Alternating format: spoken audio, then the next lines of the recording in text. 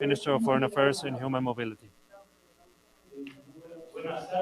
Good afternoon, everyone, friends and gentlemen of the press. It's very pleasing to be here in the Yellow Hall to speak about this fruitful meeting that we have held with the Secretary of State, Mr. Antony Blinken, in where we have boarded all aspects of the very rich, fruitful bilateral agenda that has Ecuador with the United States. President Lasso has had the opportunity to talk and share with Secretary of State the main aspects of the relation between both countries and to find great affinity and aid in everything that has been said in the meeting of this morning. I would like to highlight especially and thank to the government of Ecuador the presence of Mr. Blinken here, and I would like to highlight that this is the first visit that he's doing to South America, and he has started by Ecuador.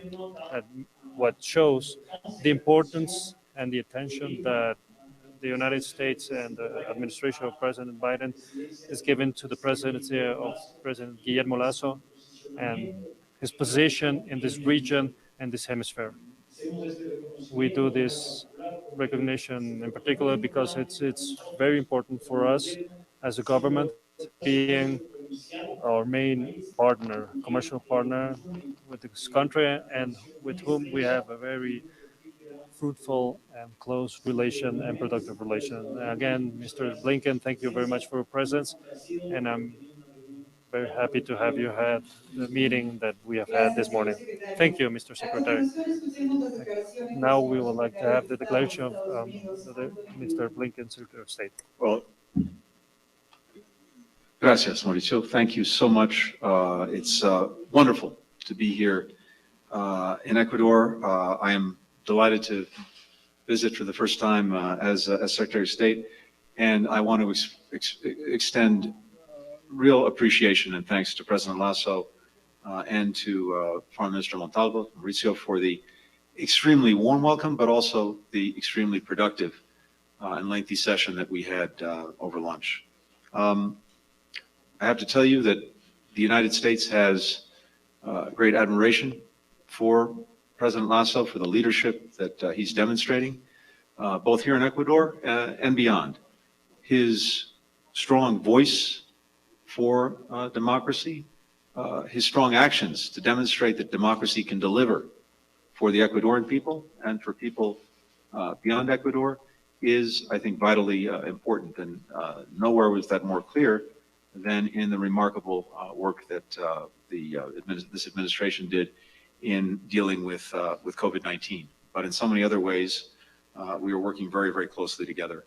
I came to Ecuador simply because the United States values a partnership, and we're committed to growing it. One of the very first consulates that the United States opened in the hemisphere was in Guayaquil. Our diplomatic ties with Ecuador are some of the oldest that we have in the Americas, and today we are working closely on a vast array of issues, simply because Ecuador, the country, and the Ecuadorian people stand on the front lines of many of the most urgent challenges that we face in this region and around the world. COVID-19, as I mentioned, we know how hard it hit Ecuador early, but you turned it around. And Ecuadorians have made your vaccination campaign one of the best executed in the world. Again, I want to commend President Lasso, his entire team, and so many people across the country for making that happen under extremely challenging circumstances. The United States was proud to have helped and contributed with 2 million Pfizer vaccines, as well as other significant assistance.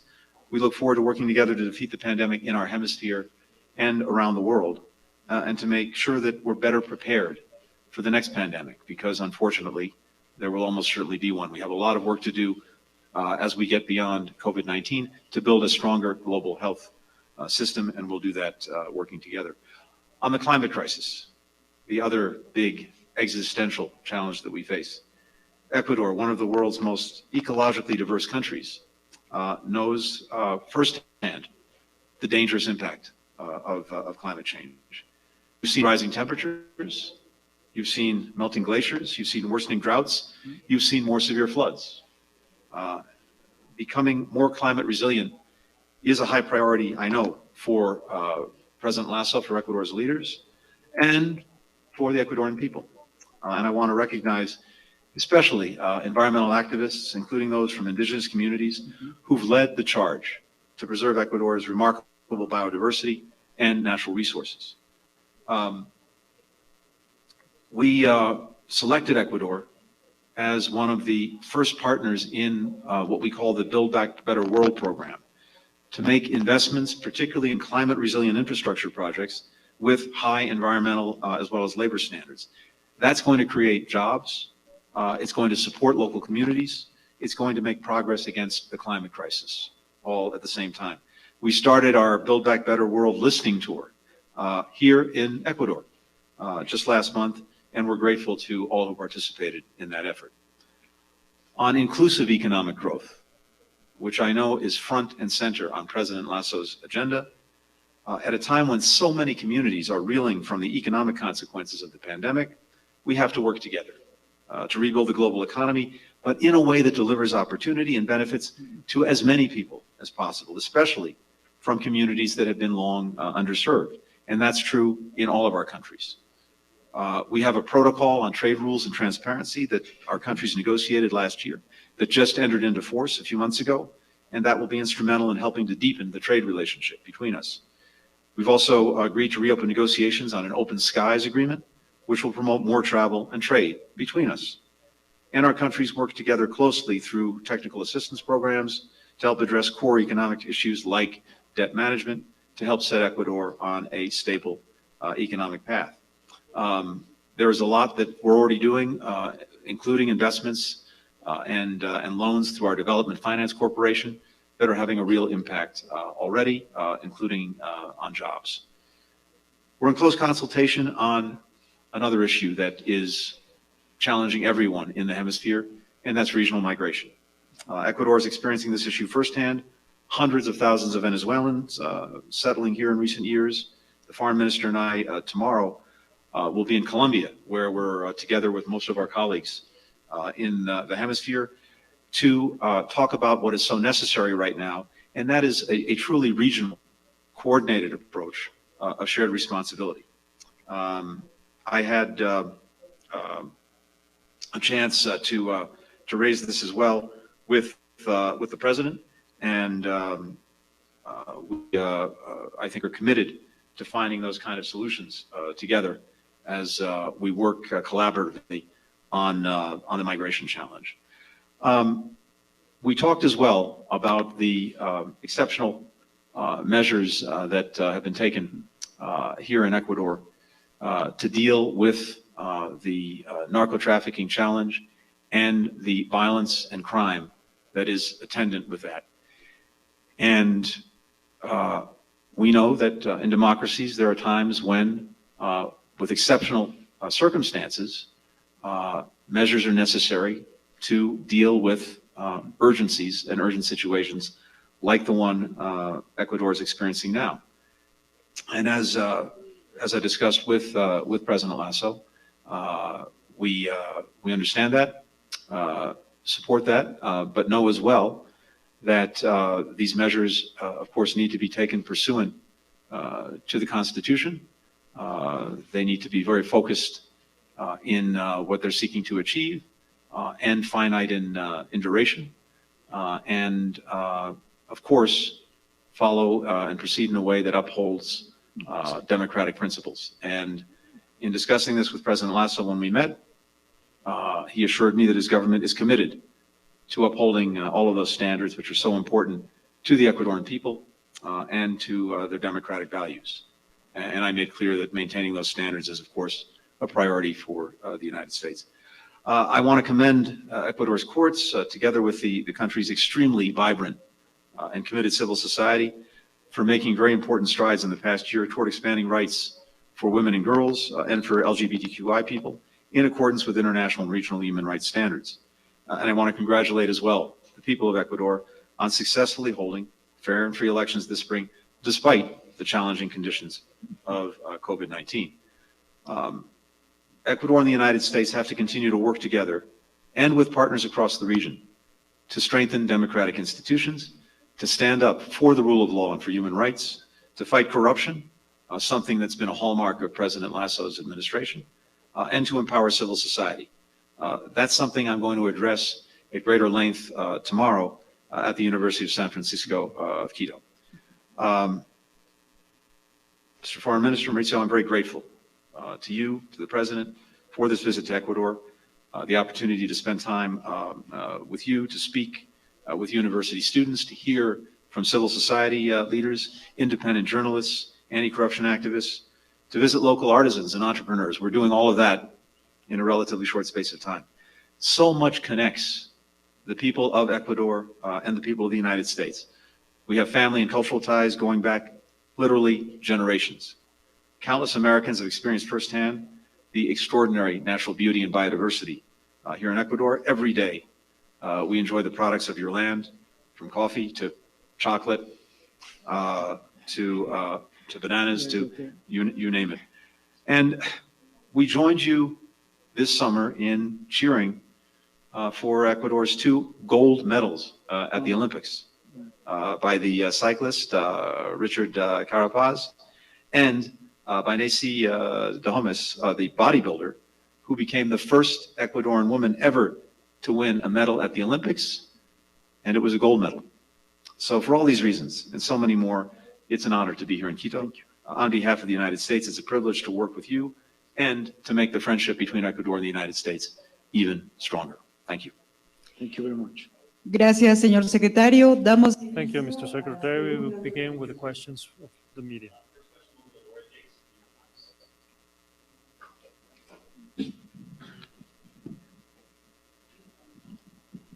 Gracias. Buenos días.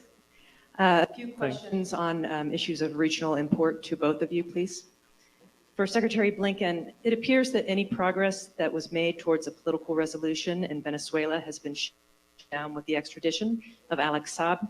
What specifically can the United States and its allies here in South America and elsewhere do to get the talks started again? And since there were already doubts about a free and fair election in Venezuela next month, are you now worried that these developments will make everything worse? For Minister Montalvo, does Ecuador believe that U.S. sanctions in Venezuela has contributed to the refugee crisis in your country? And has your government asked for them to be lifted? What is Ecuador's position on how this impasse can be solved? And one more, if I may. On Haiti, to both of you, Haitian leaders have for months been asking for more operational security assistance and even military troops to help with its spiraling security situation.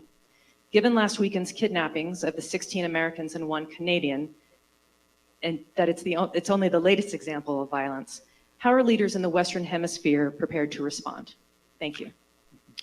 Thanks, Laura. Mauricio, I'm happy to start. You start, please. And hand it over to you.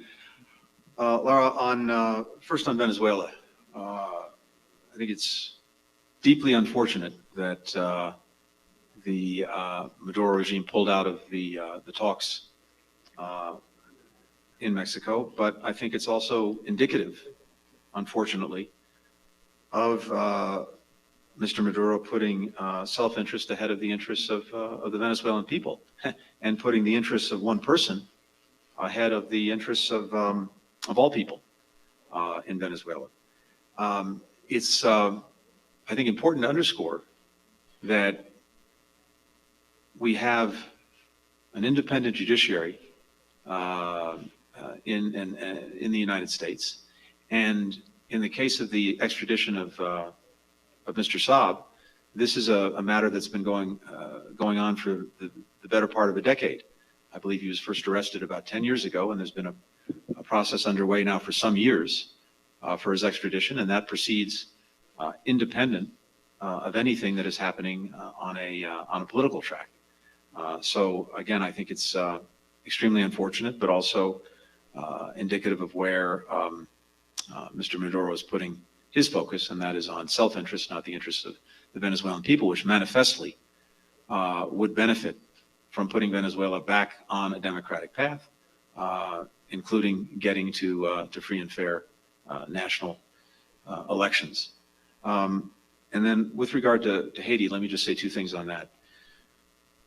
First, with regard to the specific incident that you referred to, the kidnapping of missionaries, including 16 Americans, we have in the administration been relentlessly focused on this, including sending a team to Haiti from the State Department, working very closely with the FBI, which is the lead in these kinds of matters, in constant communication with the Haitian National Police, the church that the missionaries belong to, as well as to the Haitian government. And we will do everything that we can to help resolve the situation. But let me also refer to the context that you put this in very, very appropriately, because unfortunately, this is also indicative of a much larger problem. And that is a security situation that is quite simply unsustainable. Gangs dominate many parts of Port-au-Prince and other parts of Haiti. The national police can't even operate in many of these areas. These gangs are tied to groups, individuals, parties, and are in many ways dominating the state. That can't go on, and it certainly is not conducive to an environment in which the work that needs to be done, the support that I hope will be there, the investments that need to be made in the Haitian people, in their future, in their progress, can be made. And at the same time, we have to see a coalescing of all different groups in Haiti, different political groups, civil society, different stakeholders in society come together around a political vision for the way forward. Because, of course, the other crisis that Haiti faces is the one that came about in the wake of the assassination of President Moïse and the exceptional circumstances that Haiti found itself in. But security is vitally, vitally important. We have been working closely with the Haitian National Police to try to build their capacity, as well as to help put in place programs that can effectively deal with the gangs. But it's a very challenging and long-term process. We're focused on it, but it is absolutely essential that this security dynamic change if Haiti is going to make real progress. En cuanto a su pregunta, And what concerns your question on the situation of Venezuelan citizens here in Ecuador, without doubt, this is one of the aspects that has had an impact in Ecuador. We have to remember that here in the country we have about 500,000 Venezuelan citizens that has come due to the crisis. And we as brother republic of Venezuela, we have had these Venezuelans come here with all the hospitality. In fact, President Lasso, one of his first measures he took when he took office was to have all these Venezuelan citizens regularized as a measure of solidarity and for reasons, humanitarian reasons. As of now, the country finds itself in this process of regularization, taking all administrative, logistical, and legal measures into account. And this is an enormous effort for the country, and this has been shared with the Secretary of State Blinken. President Lasso has exposed all the efforts that is being done by Ecuador to take these citizens, Venezuelan citizens, in this process of regularization, and the vital need of the country to that the international community recognizes these efforts. Regularizations of Venezuelan citizens in a country that has high rates of unemployment and so problems, socioeconomic problems is great. Our national capacities are overflown, and even though Ecuador is working in that, we have taken this great step, and this is one of the main mentions that have been done here and that Mr. Blinken has manifested in this conversation is the shared responsibility of the international community to this aspect. And so once again, Ecuador is asking for the international community to contribute with the efforts that are being undertaken here in Ecuador on the Venezuelan citizens that are being hosted here. There are many factors, and for this, that come due to the situation, political situation, social, economical situation that the country is going through, and we do not share. We don't have voice in those measures of other countries, but what Ecuador does is to find the solution to the situation of Venezuela in which the values have a privilege of democracy, liberty, human rights, free elections, and clean election. And in this sense, Ecuador is working in every moment. And this is how we have shown in its participation in different spaces for bilateral dialogue, as well as such as this morning, as multilateral efforts or collective efforts proposed. Ecuador is part of the International Contact Group in coordination with the European Union, and in this sense, we are ever watchful, and we're also always looking how to contribute from our position. On the subject of Mr. Saab, that we also talked in this morning dialogues, President Lasso said that the attention of which Ecuador is following on this subject, because it has to do with direct implications here in the country. There are facts, concrete facts and public facts respecting the presence and participation of Mr. Saab here in Ecuador, and for that, the interest of Ecuador to clarify the situation and to do this within the international standards of due process, respect of the rule of law, and Ecuador is hoping to have the best results with the transparency in this aspect. And what has to do with Haiti, Ecuador is also stated in all moments its solidarity with that country. And when the earthquake took place, Ecuador, within its possibility, went with its solidarity support and donations to that country. And in those spaces, multilateral spaces such as the Organism American States, Ecuador is always present and is part of a committee to support the situation of Seti, and that is the front where we are working on. Sadly, as we all do, we have seen the tragic situation that have been presented, and we hope that that brother country finds as well the path to gathering of all those standards that we're looking for of peace, Pacific, and the return to the rule of law within the canons of democratic rule.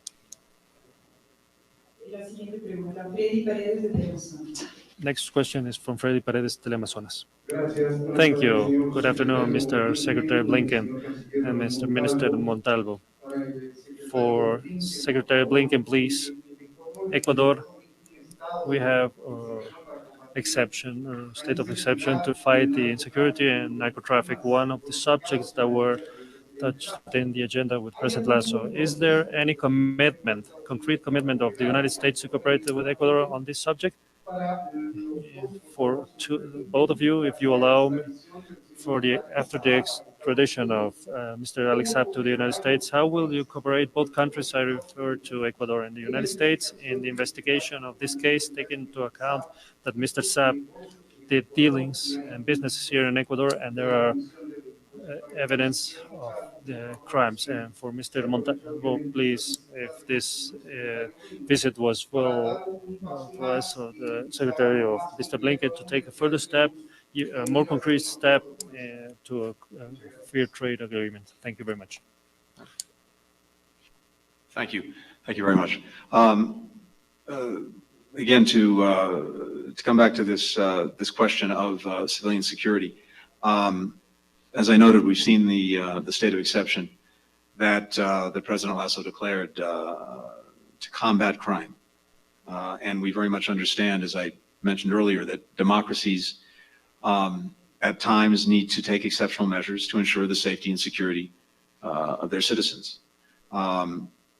Equally, when governments take these steps, it's essential that the measures be limited in scope, limited in duration, and the need to provide civilian security is properly balanced against respect for citizens' human rights, that the measures are in accordance with the rule of law, and of course subject to oversight, judicial review, and the security forces involved abide by international principles, all of which the President Lasso assured me is and will be the case in this instance.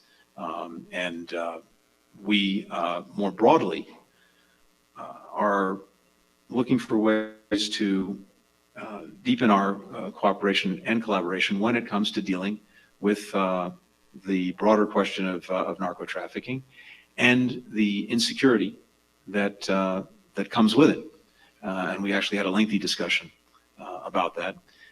Let me just say very quickly to that point that here too we have to approach this in a comprehensive manner and have a sense of shared responsibility. Comprehensive manner. Law enforcement is vitally important, but it is insufficient.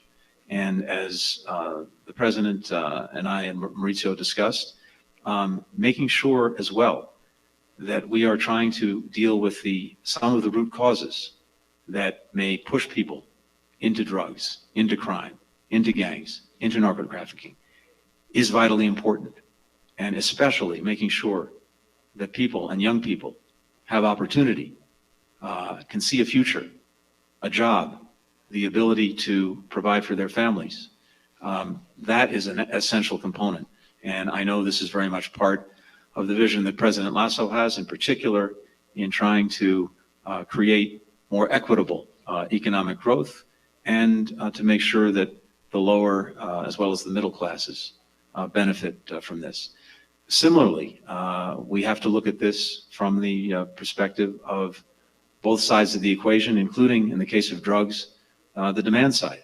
The United States has a big responsibility in doing everything we can to reduce demand, because, of course, that only fuels and feeds the narco trafficking, the criminality, the transnational crime.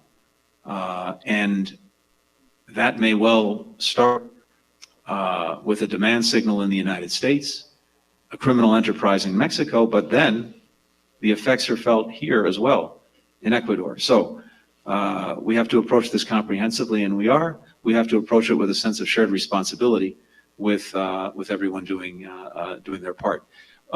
Very quickly, with regard to trade and investment, we have, as you know, in place now, as of August, trade and transparency protocols, which are going to allow us, I think, to work together to create an even more attractive and powerful investment environment here in Ecuador for American businesses. And so we're committed to doing that. Already, our Development Finance Corporation has been making investments and providing loans that are having a real impact. Loans to one of your leading banks that in turn are used to help small and medium-sized enterprises grow and develop, especially women entrepreneurs, others fighting back from COVID-19, and then very significant investments in infrastructure and renewable infrastructure, where we've already made some significant investments, but I think much more is to follow. So we have I think, a strong trade and investment agenda that we're working on together. I mentioned as well that we're now in the process of negotiating the Open Skies Agreement. So in all of these ways, I think you'll see real growth in trade and in investment between the United States and Ecuador. Sí. Respecto al caso del señor Saab, que In the case of Mr. Saab, which you asked firstly, I already said that Ecuador is looking into the development of these procedures, and we trust that this will be done with due process, and so to the rule of law. And also Ecuador will talk that to have the entire transparency to the facts that have happened here in Ecuador. And of course, we will provide, as normal, the entire cooperation and collaboration to clarify this process or whatever comes from it. The position of Ecuador in this respect is really clear, and we trust that with institutional treatment of this procedure and transparent procedure will clarify many of the things that we think that exist in this country, and overall to be able to establish the truth that is we all look for in this and any other case like this, especially when it has to do with corruption, which I also have to mention that was one of those aspects that we also shared with Mr. Secretary Blinken, the cooperation in the fight against the corruption in our countries. With respect to fair trade agreement, this is a situation that we had to talk in the conversation of this morning, and so it was done.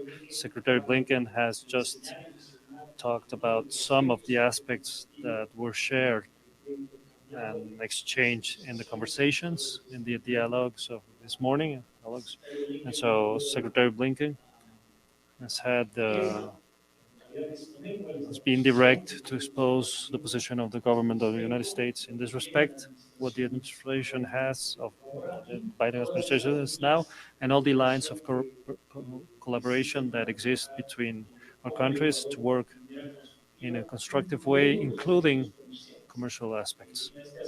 And on this subject, beyond what we expect or the steps that we're taking within this process of a fair trade agreement, what exists are several proposals such as the B3W, that is very important, that is translated to Spanish to reconstruct a better world.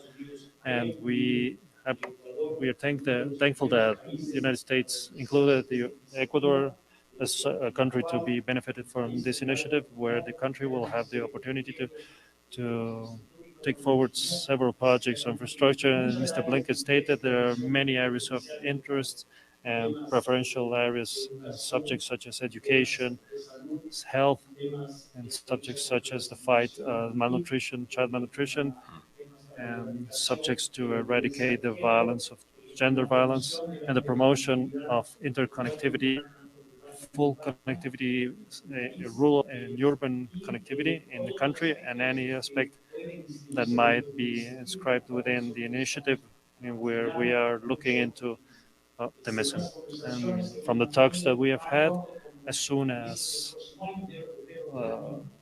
January, February of next year, 2022, we hope to have all the projects, specific projects, and Ecuador being one of the first countries to be benefited from this proposal that, as I've said, has been taken forward by the government of the United States to Ecuador.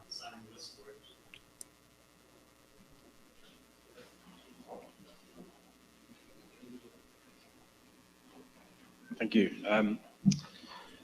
Firstly, to Foreign Minister Montalvo, your president has said that he wants to secure a trade deal with China and some other countries, but specifically talking about China, alongside the trade negotiations you're talking about and trade relations with the United States that you're discussing, is it possible to have those kind of close trade relations and economic relations with the US at the same time as entering into a trade deal with Beijing?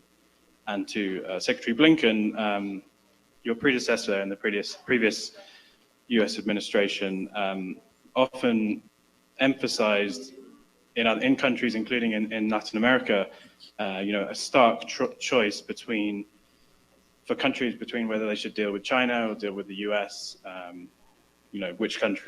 which global power should they be closest to? Under this Biden administration, is there a different message that you're giving to countries like Ecuador when it comes to dealing with China? And, is it compatible to have these kind of trade relations with both countries? Thank you. Muchas gracias por su pregunta. Quisiera Thank you very much. aprovechar Thank you very much for your question. I would like to take advantage for the same to state that the conversation of this morning, this meeting of the work meetings of this morning, not only were very productive, very open, but also very direct. And the subject of China was talked to clearly by President Lasso with Secretary Blinken, and we talked very clearly which are the position of Ecuador in the approach to China and the role that has been played China in the vaccination and dialogues that we have had with that government. From also the agreement of trade agreement and other elements. And in that same line, one of the points that coincided was precisely that, such as the United States has commercial relations with China, Ecuador can also have them. And that will be inscribed within the policies, foreign policies of Mr. Lasso, translated in this acting that comes from his campaign moments of more Ecuador into the world and more Ecuador into the world, and to show a country that is creating opportunities to all investors of the entire world. And among them, of course, is China, that constitutes a commercial partner, very important, not as important as the United States, but it's also very important commercial partners for Ecuador. And of course, with them, Ecuador, as was manifested by President Lasso to Mr. Blinken, Ecuador aspires to have agreements with the main economies of the world. And firstly, of course, is the United States, but there are also others. And we mentioned also several numbers of Ecuador that was looking into having a space in that 80% that represents the biggest economies, the 10 most biggest economies in the world, or 60% of the population that they englobe. And in those terms of directness and openness, we have had the conversation this morning, and we have not withheld any factor that are taken forward by Mr. President Lasso within this policy of foreign policy that is completely realistic, but also applied to certain values and principles that we share with the United States. And let me add a couple of things to that. First, the partnership between the United States and Ecuador is focused on common interests, shared values, and a positive agenda. It's not defined by any third country. And we're focused together on the many things that we talked about throughout this press conference. And in particular, ultimately, we're focused together on demonstrating that our democracies can deliver tangible results for our people. That is the test, and that's the test that we're working to pass together. We are not asking countries to choose between the United States and China, nor, as I've said repeatedly, do we seek to contain China or hold it back. What we do seek to do is to uphold the highest possible standards as we're engaged around the world. And so, for example, in the case of trade and investment, Mauricio talked about the Build Back Better World program. I mentioned it as well. One of the features of that program is to make sure that as we're making investments in infrastructure, for example, in different parts of the world, we do it to the highest standards as a race to the top, not a race to the bottom. We do it in a way that, for example, doesn't burden countries with unmanageable debt.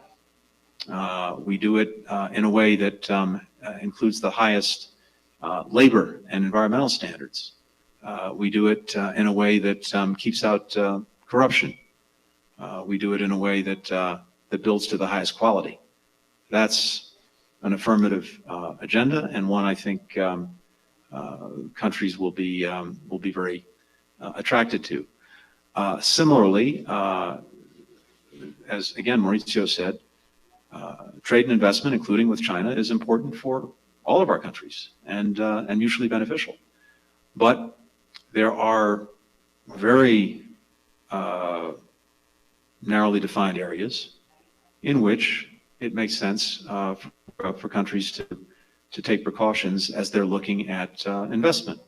Because unfortunately, in the case of China, there really is no division between purportedly private enterprises and the state. Equally unfortunately, if those enterprises are asked to do the bidding of the state, they have to do it.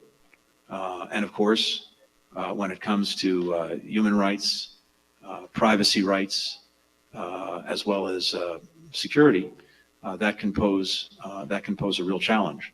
So what we talk about, including with our friends in Ecuador, is making sure that when it comes particularly to investments in sensitive areas, that they get the scrutiny that they deserve to make sure that the interests of the country on the receiving end and its people are fully preserved. Para finalizar, Adriana Just to finish, Primicias. Adriana Novoa Finicis. Good afternoon, Mr. Secretary, Mr. Minister. I would like to insist in the questions on the subject of security. We are clear that we've talked on the state of exception, but this is a short-term measure that will only last for 60 days. I would like to know if you can comment a little bit more if you talked medium-term and long-term lines of cooperation, and if there's a possibility to create an Ecuador plan similar to the Colombia plan, and also in the subject of migration, if you could talk not only on the subject of Venezuela, but also the migration of Ecuadorians to the United States and what type of measures or actions can be taken in that point. Thank you. Yes, the subject that you mentioned were aboard. We talked in the conversation of President Lasso and Secretary Blinken, and certainly the President described exactly the nature and reasons and motivations to go into the state of exception, this decree yesterday's night that is focused on to guarantee the security of the citizenships or the protection on decrease of the violence and the delinquency. The President shared to Mr. Blinken how sad he was the death of this child yesterday. And it was one of the reasons that motivated him to take this measure that's necessary, but is oriented to protect citizenship and security to the citizenship. And in this sense, in the talks that we had with the Secretary, we explained what we're looking for is precisely to focus the care and the protection and security of the zones where there is more violence and delinquents. And we also talked as you mentioned, in a measure, in a short-term measure and a medium-term measure, where the country will need cooperation not only from the United States, because we are here fighting a situation of transnational crimes with drug cartels and international crime that are linked to other crimes such as narcotraffic, money laundering, human trafficking, and all of them have to be fought in a collective way and in cooperative way and international way. So on this sense, Ecuador will ask, of course, and will provide also the cooperation to work jointly with to fight against these criminals who are affecting not only Ecuador, but every country. And so in this way, as you mentioned, the migration that is binding to this subject. Ecuador has this phenomenon that's affected by the Ecuadorians leaving the country, and in most cases, in not all the cases, have to do with the human trafficking that take advantage and exploit the situation, sometimes of precarious economic situation of people, but also the illusions and the hopes and dreams that might have these our country members. And in this sense, we talked with Secretary Blinken the need to provide with measures that will tend to fight this situation, especially inscribed in the efforts of cooperation. We believe that many of the projects that are within the B3W to rebuild a better world, build back a better world, will help in this sense. And also reiterate what Ecuador aspires to is to maintain regular migration, orderly migration, and secure migration. And for this, we are looking with satisfaction the focus that Secretary Blinken has brought to us to have a joint shared responsibility in this sense. And I can only echo what Mauricio said on the immigration part of the question, and we'll have a lot more to say about that, I think, together when we're in Bogota tomorrow for the regional migration meeting that we're joining together. Let me just say, when it comes to security, when it comes to dealing with narco trafficking, this is a shared concern and a shared fight. We have, as I think you know, a number of agreements already in place that have established new programs to try to strengthen counter-narcotics and law enforcement cooperation between the United States and Ecuador. Trafficking, money laundering, other transnational organized crime. We are working together to help equip the police, the justice sector, with everything from vehicles to information technology to software to canines to dogs.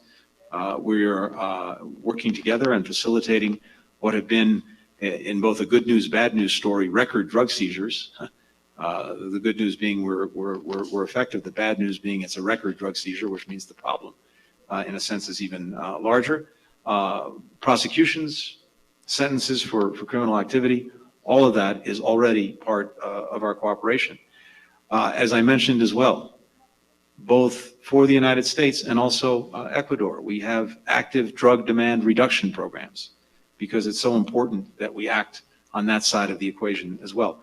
Training social and health officials, community activists, business leaders to join forces to try to push narco trafficking out of neighborhoods where residents, and especially young people, are susceptible to drug use. We have, in my own department, the State Department, the Bureau of International Narcotics and Law Enforcement Affairs, which is very actively working with counterparts here in Ecuador, again, providing counter-narcotics and counter-transnational organized crime capacity building assistance. It's totaled about $30 million in bilateral assistance since the program restarted in 2018. Funding, training, technical assistance, all of this is already part of what we're doing together. And as we discussed today, we'll continue to build on that. Thank you. Muchas gracias. Complacido. Gracias. Agradecemos la presencia. Thank you very much. We thank the presence of Minister and the Secretary. We ask the media to please stay in its place as the authorities will go back to their rooms. Thank you very much.